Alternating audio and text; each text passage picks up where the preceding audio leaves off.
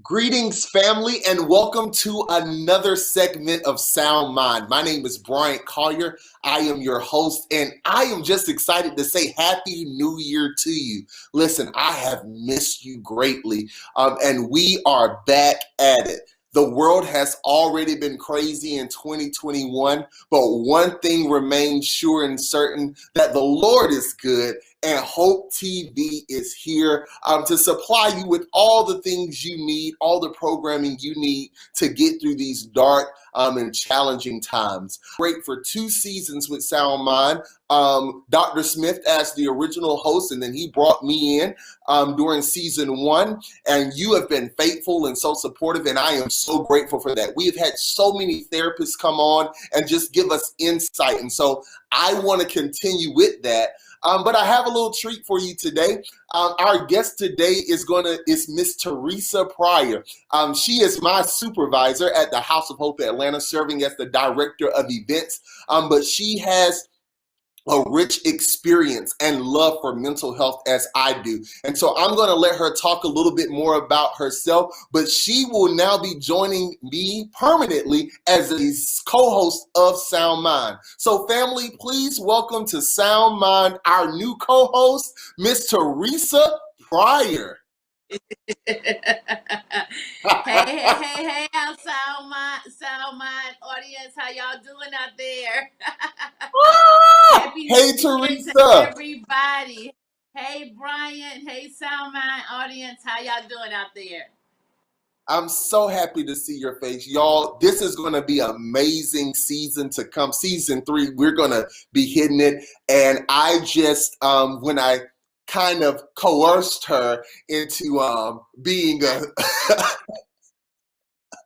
co-host on the show, I knew he would be rich with information. So I just want to kind of start this off as we always do. Teresa, can you tell our audience some things about yourself? Oh, sure. Well, I'm a native of Atlanta, Georgia. That's the first thing. I can't actually say born and raised. I was born in Georgia, but I've been in Atlanta. I just got caught. I got born somewhere else. Mama got caught somewhere else, but I was supposed to be born here anyway. So I'm a native of Atlanta, Georgia, and I've been here all of my life. Even though I'm a church girl. Been in church all my life. Love the Lord. I've been serving the Lord long as I can remember. Um, but I am yes, I know you enjoyed that, Brian. But I am a veteran. I was served in the United States Army for 9 years. But I've been in ministry most of my life, which has been I'm only 22, but I've been in ministry for about 25 years. Now I don't know how you do that, but okay. Yes, yes. But anyway, I have served in many capacities in the church. And so I have been around church people. I've been around the whole organism of church most of my life. I am a certified event planner. I am now studying to get my master's in a MBA with emphasis in project management. So I'm really excited about that. But what I love is people. What I know is that Teresa exists to be an expositor of the Word of God because I love God's Word. But I also like to bring hope to people internally and externally. And I like to see people become all that they can be. And so I think because of that, I try to push people to do, try to help people, support people to do whatever they can, whatever they're called to do. And that's what I'm called to do, to help them and to support them do what it is that they're called to do. So that kind of fleshes itself out a lot of ways in my life. So you'll see me, planning events because that's what somebody else is supposed to do. Or you'll see me, kind of mentoring somebody because that's helping them do what it is that they're supposed to do. Or you'll see me encouraging somebody because that's what I'm helping them get done what it is that they're supposed to do. But I know at the end of the day, I'm called to help people do what it is that they are called to do. And so I'm Well, excited to be here because of that. Well, I'm excited to have you. And family, I know you've already seen the graphics, so you know what we're going to talk about. This is mine, a show about mental and emotional health. So Teresa and I just felt like it would be a great way to get to know her and for us to talk with you about the best thing our therapist has ever told us. And I know we're not going to have time to touch it all, but we're going to just share some nuggets. But first, I kind of want to just open up the conversation about the stigma of therapy in the Black culture and then the Christian culture as well. Teresa, can you just talk to me a little bit Yeah. about your experience with those issues? Well, first of all, for me personally, I came from a um, what you would call, I guess, a very closed family in that, we didn't talk about our business now. We kept our business within the family.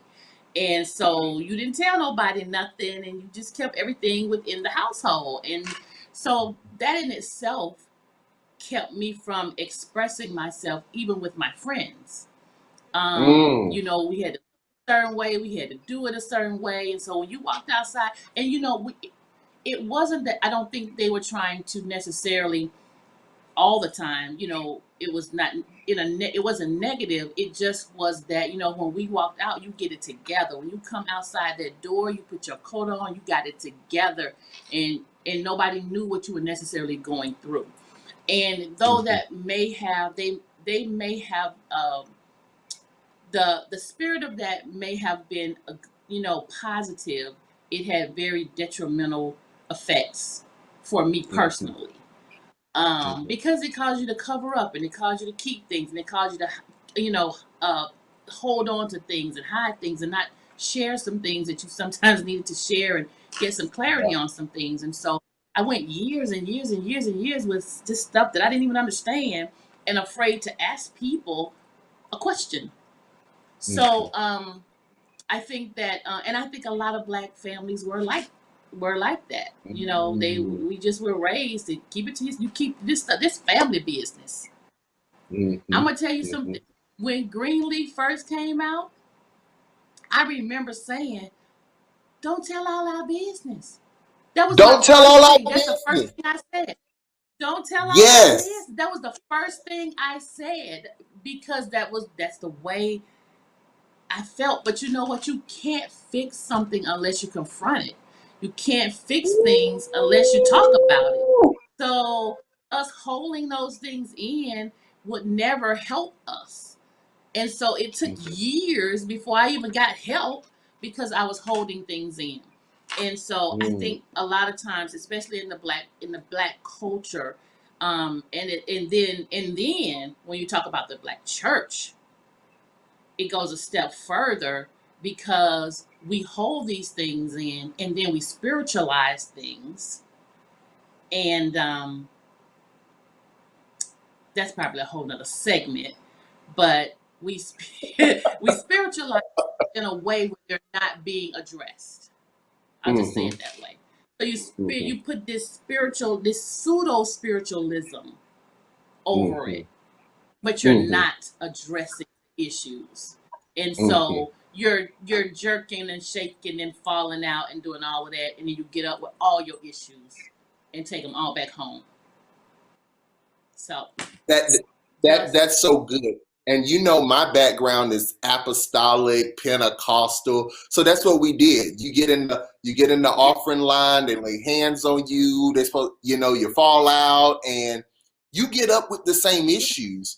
And it's yeah, almost like we have not connected that there is a part of our emotions that is directly correlated in sync with our spirituality. absolutely, It goes absolutely. together. But for so long, we were not taught that. We weren't Mm-hmm. taught that. I mean, Mm-hmm. literally, we were taught that those things were separate. Even though we were told we were tripart being, we were not taught how those three pieces all come together and how they all interrelate one with the other. And they do Mm-hmm. because they make one being. That's good. So let's get into it. Do you want to start, or you want me to start off with the best thing your therapist ever told you? What, Woo, woo, you you go. want to You go go first. first? You go first. I'll No, go no, no, first. no, no. Okay, I'm gonna cool. let you go. Yep. All right. So I was living in Dallas at the time, and the therapist, the counselor on staff, she was also my personal counselor. And I was going through some identity issues. For me, I've always wanted to be discipled. I've always wanted to, someone to mentor me and pull me under their kind of wing. And so I was just battling with some things I was facing in that area of my life, like searching. And I told her one day, I said, I am just lonely here, like in ministry overall, not particularly in that job, but just overall in life, I felt lonely. And Teresa, after I finished talking for 20 minutes, got tears in my eyes, I just thought she was about to woo, woo, woo me.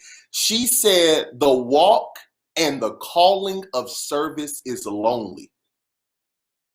He will give you peace and he will give you rest, but he will never remove the cross. I said, what was that supposed to make me feel better? I was like, that's a load, but it was what I needed to hear. Because I think a lot of times with therapy, we see shows like Iyanla Van Zant, and I love what she does. I love her ministry.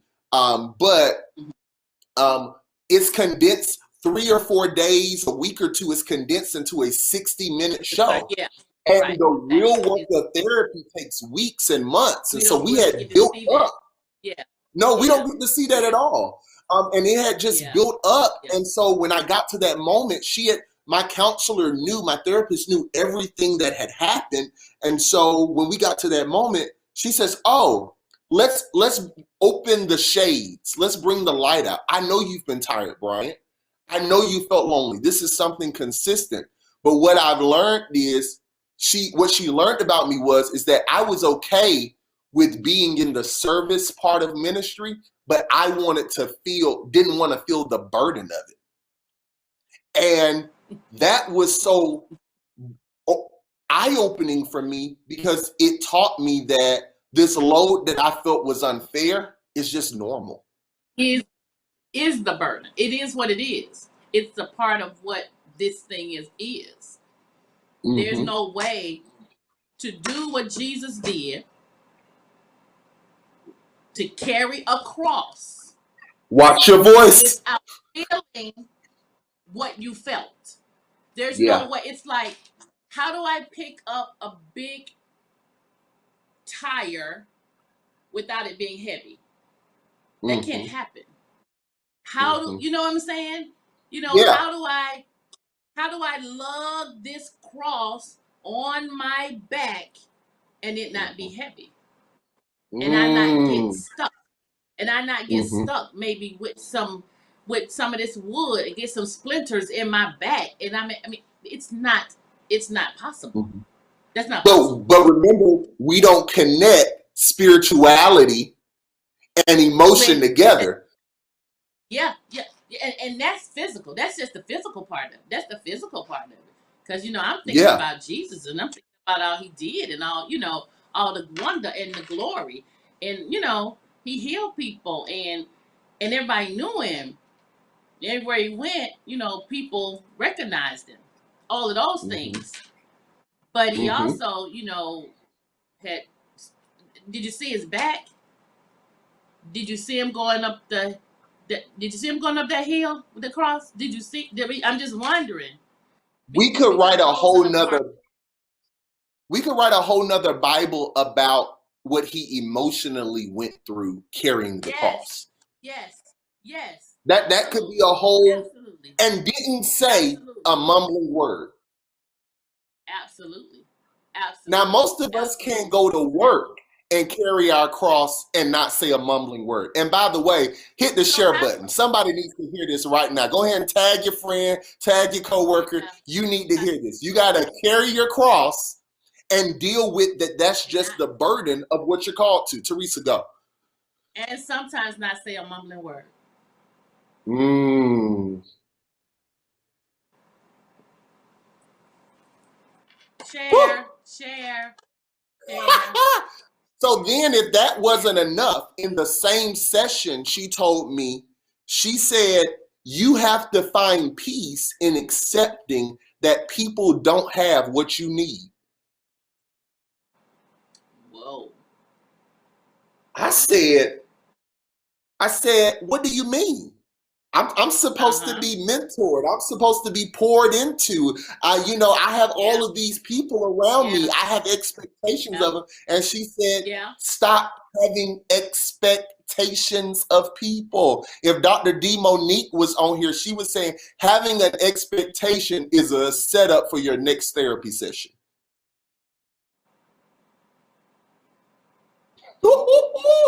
Dr. D. Monique, I'm just shouting you out real quick. Real quick. You go, Teresa. I'm gonna let mine go. What would you like to share? Am I supposed You to be share. am I supposed to be taking notes today too? No, this is not supposed to be you taking notes. No. Oh, okay, okay, okay, okay. Well, it seems as if we're gonna. I gotta come back to that one. I gotta write that one down. Okay. So I'm sitting talking to one of my mentors slash counselors, and she asked me her favorite question: "How are you doing?" And I Mm. started telling her, and I said, "Oh, I'm doing really good. Doing this, and I'm doing this, and I'm doing this." No, I'm sorry. Her favorite question is, "How are you?" I'm sorry. She said, "How are you?" And I said, I'm doing well. I'm doing this, and I'm doing this, and I'm doing this." And so I said, and then I got this going on, and I was really excited about the things that were going on, and this, and this, and this, and this, and so she said, you got a lot going on there, but I Mm. asked you how you were, but I asked you how you were doing. I Mm. asked you how were you, Mhm.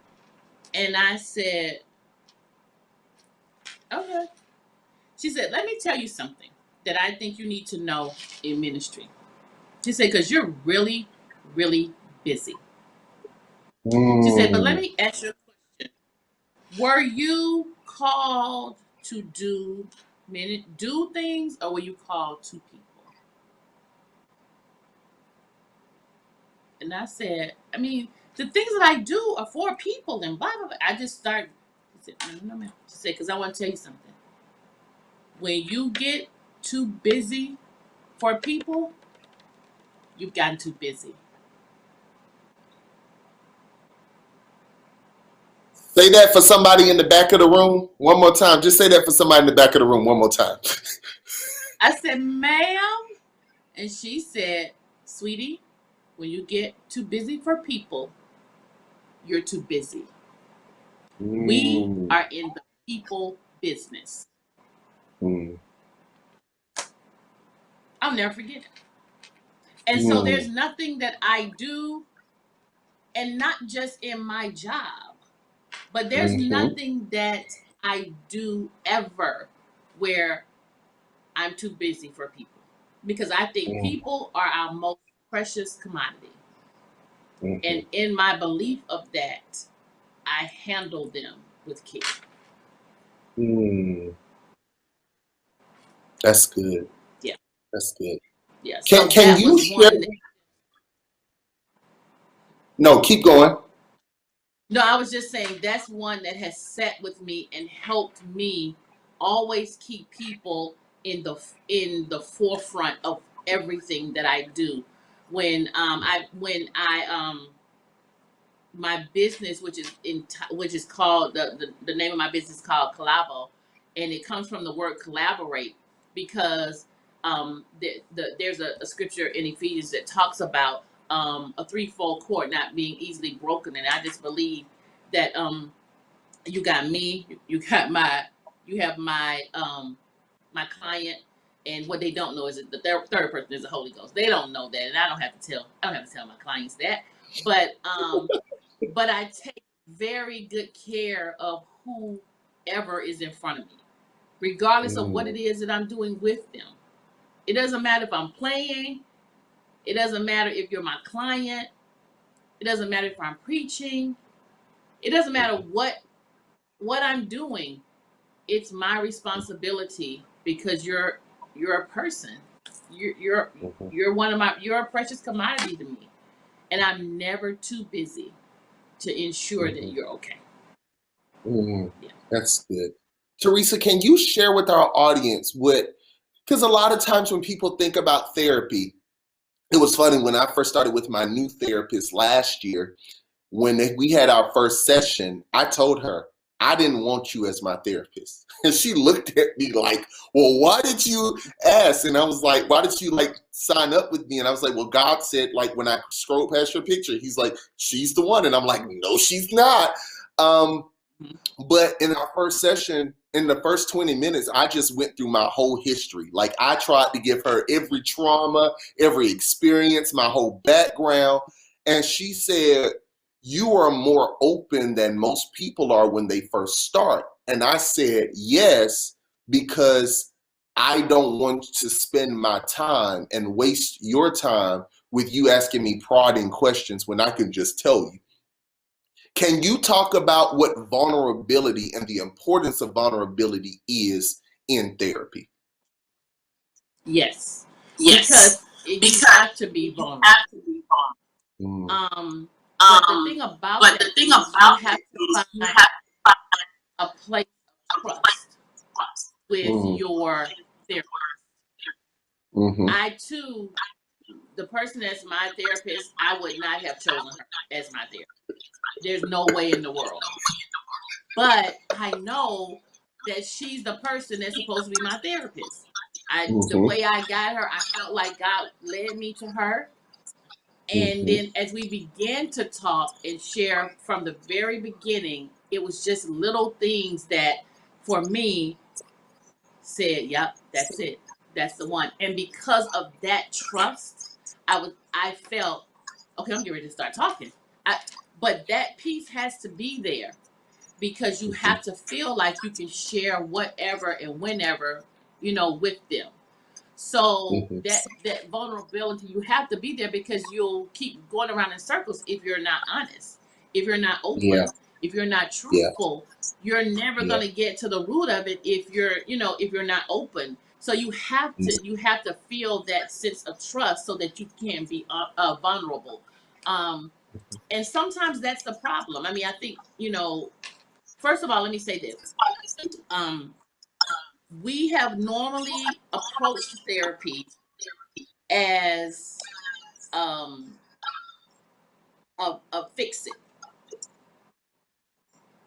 after something, a reaction after something has happened. When really therapy should be approached as preventive. You should do it before. Really. But again, we talked about, cultural differences and issues and things as to why, we just don't, we don't. But it really should be. It should be like going to the doctor. It really should be. But what we, for our culture, we have, we do it as reactionary. Okay. So because of that, normally it's something that drives us to a therapist. And again, and that's not bad as long as we get there. As long as we get there, because I think it's so needful. I tell people all the time, I'm walking around now with a doggone my hand that says therapy. I believe in a therapist. Like I said, you have something that happens in your life. I had something major that happened in my life that drove me there, but I see the benefits of it. And that vulnerability piece is so key because, again, you're not going to get to the root of things if you're not honest with them nor yourself. You don't have to be crazy. It's not that something's wrong with you. It's like going to get an oil change. Every so many miles, you just need to go. Now, I'm going to say this out here because somebody needs to hear this. You haven't been to the doctor in 4 years. First, go to the doctor. Go get your mammogram, go get your prostate check, go get your blood pressure check, go get some blood work done. And when you finish all of that, go sign up for a therapist, because all of it's needed. We go to church Sunday after Sunday and we get all of our soul fixed, but God cares about your physical body as well. I think that says that in Luke or John, that he cares about your soul and your body. Well, your mom is connected to that. And it does. Let me say, and not just we go to church. Say we go to church, we go to work, we go to the grocery store, we go anywhere we want to go. And so you go wherever you want to go, but you need to know that you need to go to the doctor. You need to make sure that you have a good therapist. You need to do exercise, and all those things are needful. And so just like we make time to do the things we want to do, we need to start incorporating other things too into our lives, because they need to be a needful thing. Yeah, that's good. Listen, family, I don't know if you haven't shared it yet, share it right now. Tag somebody, copy the link, post it however if you need to learn how to tag, just message me in the comments. I am going to show you how to do it. But our time is out for today. We're going to continue with part 2 next week with the best thing our therapist ever told us, because we have so many more stories we can share. But we want to just welcome Teresa Pryor as a new co-host to Sound Mind. If you don't see my face, you'll see her face, other way, her face. And we are excited about what's going to be happening. So thank you so much for tuning in. We will see you back here in the same place, same time next week. Until next time, take care and take care of your sound mind. Have a great week.